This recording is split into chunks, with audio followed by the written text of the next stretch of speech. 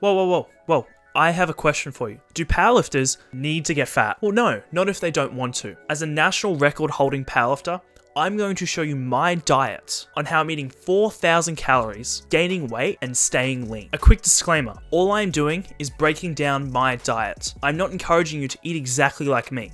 That would be silly. Instead, I'm going to educate you on some principles while showing you how I'm applying that to myself. Without further ado, let's break into the meal one. Okay, so I like to start off my breakfast either with 2 meals. I either have my shake or I have my burritos. So meal one, I have a not so breakfast burritos. I have 3 burritos cooked in Mexican style beef mince with sour cream, cheese, and salsa. I'm a white boy, so I do not have the spicy stuff. I have either medium or mild. I'm pretty proud of myself, to be honest, that I'm eating medium salsa, but hey, that's okay. You can go spicy. It might help with digestion, if you catch my drift. So that looks like 3 jumbo tortillas, 150 grams of beef mince. I choose to have 10% beef mince because it's still lean, but also still tastes good. 25 grams of sour cream and 20 grams of light cheese. That puts the macros of this meal at 128 grams of carbs, 45.6 grams of fat, and 55.6 grams of protein. That meal alone is 1,150 calories. For me, this meal digests very easy. In fact, it's less than half the size of my plate. And so eating it in the mornings is very easy. For me, I like to wake up at around 5:30, do a little bit of work, wake up nice and slow, eat a meal, and get back to work. A big breakfast for me, which is too much volume, will take too long to eat and it will put me out of my groove. The second meal, which is either a pre or a post-workout meal, is I have a shake, which I call the ultimate fucking gain shake, brah. Why a stupid name? Honestly, I just put that as my MyFitnessPal saved meal. Clearly, I was watching some Ziz hardstyle motivational videos before making the title of that meal. So I have 40 grams of honey, 135 grams of oats, 300 grams of dry milk powder. Sorry, Jesus Christ, 30 grams, not 300. 35 grams of whey protein, which works out as 1 serve, and 75 grams of frozen summer fruit mix. So I think it is very valuable that if you are trying to consume a lot of food, to try and use liquid meals. Liquid meals are a great option. They are so easy to digest and you can slam them like under a minute. That meal totals to 900 calories and I can consume it in under a minute. It takes 5 minutes to prepare and 2 minutes to wash up. The macros on this meal are 133 grams of carbs, 15 grams of fat, and 51.4 grams of protein. Meal 3. This is one of my larger meals, but it digests very well and I'm able to train if I have this as a pre-workout meal in 30 minutes with no digestive issues. This meal is turkey mince and rice with a glass of orange juice and some vegetables of choice. I have 150 grams of turkey mince, not turkey breast mince, just normal turkey mince, so they are on the slightly fattier side. 200 grams of sushi rice. It's very important that I use sushi rice and I'll explain later. 350 mils of juice, which is like a glass and a half, and 10 grams of unsalted butter. So let's break down, why am I using sushi rice? Sushi rice is one of the most dense sources of carbs out of all the options of rice. It also tastes good cold and has a nice fluffy texture. If I'm eating something like jasmine or basmati rice, it is so voluminous and often higher in fiber. It might be more nutritional, but I'm trying to get in 200 grams of raw rice, which works out to be over half a kilo cooked. For me, I can get in a lot of calories really quickly, and it's not going to slow down any digestion compared to other forms of rice, in my experience. Rice is one of the best tolerated foods, especially when trying to gain weight, and I take it up one extra step and choose sushi rice. I have 10 grams of butter. I use this to help lubricate all the food, and it just makes it taste amazing. Dry chicken and dry rice is like the worst thing in the world. But if you add a little bit of like an unflavored oil or even butter into the rice as you mix it up, it just becomes so much better. If you are not, a pro tip is to take your fat sources away from things like peanut butter and even meats and substitute for things like olive oil, butter, even some unflavored oils, and mix just a little bit in your high carb meals such as your rice dishes, and you will find an almost 5 times increase in the taste, and the meal will become so much easier to eat. So I highly recommend this approach. We're on to the last meal. Stay to the very end and I'll break down my exact macros. This meal has 191 grams of carbs, holy shit, 18.9 grams of fat, and 44.3 grams of protein. Meal number 4, lucky last. This is a sweet potato and turkey mince dish. You're probably wondering, why, Ashton, are you eating so much turkey mince? Well, for me, it tastes pretty good. It's pretty cheap and it's very easy to eat. Chicken mince is a great option. Doesn't matter. I just use turkey mince because I think it tastes just a little bit better. And I find it has an unbelievably easy time to eat. This meal has 500 grams of sweet potato.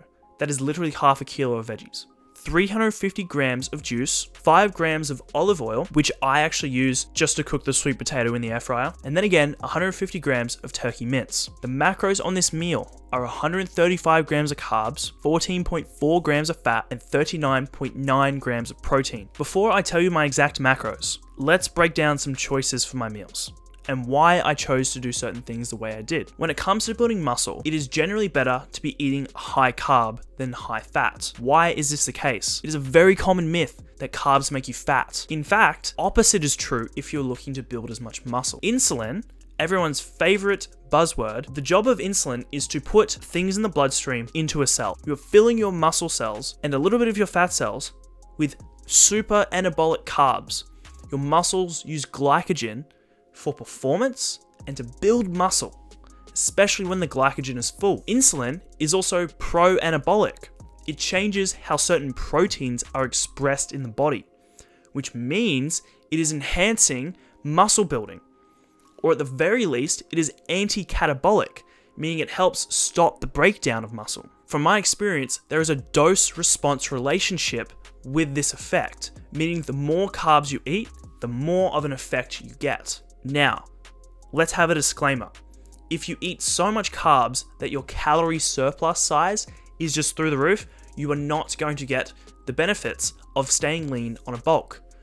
The trick is to keep your weight gain rate in check so that you're not gaining a fucking stupid amount of weight, but when you gain the weight, you are pushing carbs, you are eating your protein, you are keeping your fats in check. It takes a lot of energy to turn carbs into fat. It goes through more processes. Fats, on the other hand, are literally fat. Turning fat into fat is much easier than turning carbs into fat. And so if you eat a surplus in mostly fat, you miss out on the effects of carbs, and your body doesn't need to spend as much resources converting the fat into fat. In fact, it goes directly into your fat cells. Now, does fat make you fat? No. But if you want to maximize muscle growth while trying to gain weight, which means you gain a little bit of body fat, then using carbs as your approach is phenomenal. So let's talk about digesting food. If you are someone like me who has a very high metabolism, my maintenance calories right now is roughly 3,400 to 3,500 calories. I started off my bulk with a maintenance of around 3,000. My metabolism ramps up very quickly, and so 4,000 calories is not much of a surplus. It is around a 500 calorie surplus. But given how my metabolism increases, it's not going to be a huge surplus for me. We're probably looking around the 300 to 400. As I continue to gain weight, I'm expecting not to get very fat. I recently just got off a competition season where I was cutting down to the 74s. I was very depleted and very lean. As I bulk up, my level of leanness has almost seemingly maintained while gaining 5 kilos. I attribute this to a slower process using high carb foods. Now, pushing all this food, I need to manage my digestion. Because if you don't manage your digestion and you eat like shit, you can increase cortisol, which is not a good thing in this scenario. You are increasing your stress because you feel like shit, you're not digesting food, you're not sleeping right, and so it's important that when you're bulking, find clean foods that digest very easily. How do you know food digests well? Well, often the case, you're hungry in like 2 to 3 hours. You go to bed and you're not sweating. You know, like you don't feel like you need to shit all the time. I mean, you might need to shit all the time, but you don't feel like this weird kind of sickness in your stomach like all the time. Maybe in the first week or two while your body adjusts to the food, you might get a little bit of that. But if you're experiencing that throughout the entire of your bulk, that can be a problem. A lot of people say, shit man, so much food, this is not really helping. Like I can't get the food in, my digestion shit. And then they start binge eating highly highly calorie dense foods like McDonald's, KFC, and they really jack up the junk food. The reason why that is a problem is that highly processed foods raise inflammation, which affects your insulin sensitivity. The more you can stay insulin sensitive, the better the effects of insulin and the carbs. How big is this effect? It's only big if you are chronically eating junk food and you're on a dirty bulk.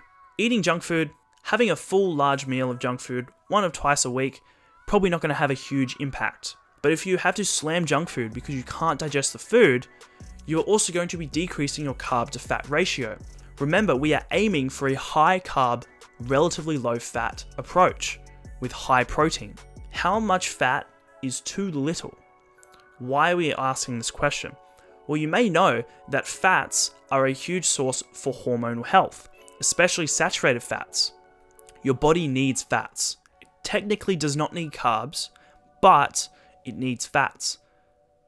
Take your body weight in kilograms, times it by 0.8 to 0.7. If you are eating any less than that amount of carbs in grams, then increase your fats. If you always feel tired, if you feel lethargic, if you just feel like you're not recovering and you can't figure it out, you're sleeping enough, you're eating a protein, but your fats are really low, increase by 15. Try through saturated fat. Try increasing through saturated fats and see how you feel. Protein, I recommend no lower than 1.6 grams per kilogram of body weight. Yes, you can build muscle on less, but if you're looking for optimal, then that is my minimum cutoff. I am eating closer to 2.2. Why is that? Well, one, because it's more enjoyable. And two, research has been shown that upwards of 2.2, you get the most, is the upper limit for protein intake when trying to build muscle. So I'm going to approach the maximum benefits I can. Should you eat less? Well, it depends. If you're really struggling with appetite, lowering the protein a little bit as a last resort is a great option. Back on the topic of digestion very quickly. Fiber intake can be a factor. Too little fiber, some people don't respond well. Too much fiber, and even of certain types of fiber, people get really bad digestive issues. Now, how do we help solve this problem? Well, you can start to look at, is my fiber increasing through the fucking roof? Or do you notice that certain foods seem to upset your stomach? Try reducing the foods that upset your stomach and increasing the foods that don't. If that does not work, try decreasing your total fiber. For me, if I have too much fiber, I can run into some major digestive issues. So how I approach this is I substitute my fruits for juice.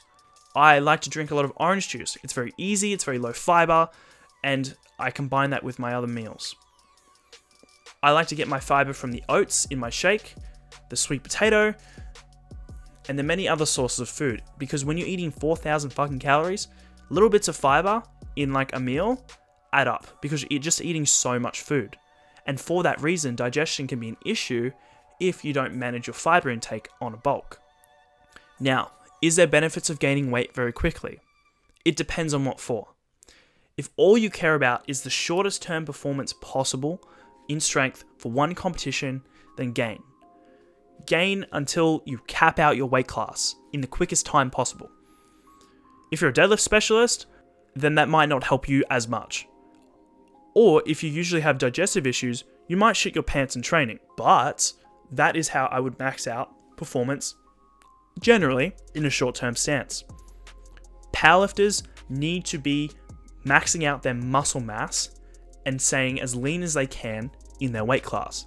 That is what a long-term, highly competitive powerlifter looks like. And so in order to do that, we need to be aware of how much fat we are gaining on our bulk. Less than 100 calorie to 150 calorie surplus is too low. 200 to 350 is my golden range for gaining weight. Anything higher, if you have experience and you're being coached, might be valuable.